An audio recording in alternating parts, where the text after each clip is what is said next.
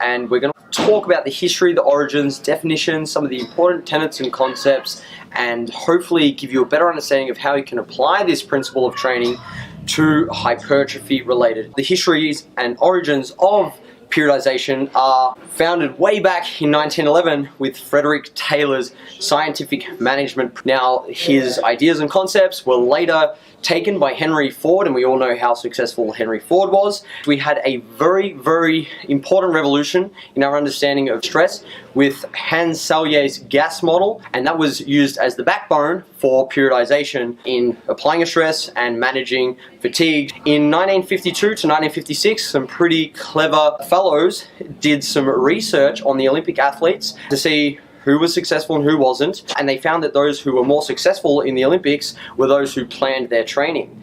And then we've seen from there in the 80s that periodization traditionally took place in a very linear fashion. So started with higher repetitions, moving down to lower repetitions with an increase in intensity, endurance, then hypertrophy, then strength, then power. And we include variation to minimize monotony, strain, and the wear and tear that comes with repeatedly exposing the body to the same stress. Now, the timeframes that we have for periodization are firstly the macro cycle, which is your big picture plan, generally 6 to 12 months, even longer. Then we have the mesocycle, which is generally weeks and months. We then have the microcycle, which is a weekly period, and then the workouts are within that period.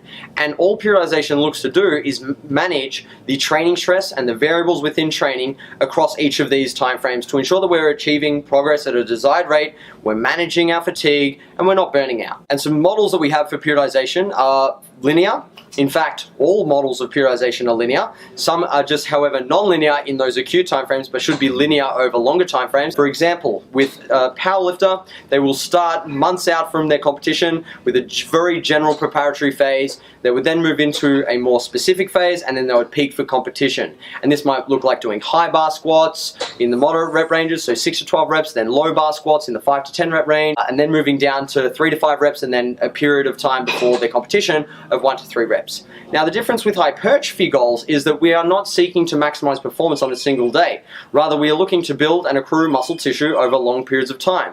So therefore, hypertrophy goals are a lot less specific than that of any other sport. So we have a lot more flexibility with how we apply the concept of periodization. Now, in terms of the literature, it is unknown whether a periodized plan is superior to a non-periodized plan for hypertrophy. The evidence is quite clear when it comes to strength. However, for hypertrophy, there are a number of limitations in the studies. Number one, they're generally on untrained individuals. Number two, the studies aren't long enough. They're generally 6 to 16 weeks. And the third is that they don't standardize the protocol for the most part, which makes it a little bit harder to tease out whether or not there's a statistically significant benefit to a periodized plan versus a non-periodized plan. However, this isn't to say that we shouldn't periodize our training for hypertrophy goals, because it may indeed promote a structured increase in the training stress and help us manage fatigue, and that is super important irrespective of your goal. And here is an example periodization model that you can use in practice, and we adopted this model from Dr. Mike Israetel, so credit to Mike, and that would be having the first mesocycle being in the 5 to 10 rep range. For example, having a heavier focus on the squat, second focus would be the leg press, and then third would be a leg extension. And then in the second mesocycle, we would have an emphasis in the 10 to 20 rep range, where we would prioritize the leg press first, the squat second, and the leg extension third. And then in that third mesocycle, we would spend some time in the 20 to 30 rep range, where we would have the leg press, then the leg extension, and then finally the squat as our order of priorities for our exercises. And the way we would separate our volume across those exercises would just be to bias more of our volume towards the first priority exercise and less towards that final priority exercise. So guys, I hope you found this video informative. If you did, give it a like, comment below if you have any questions, and we'll speak to you all next time.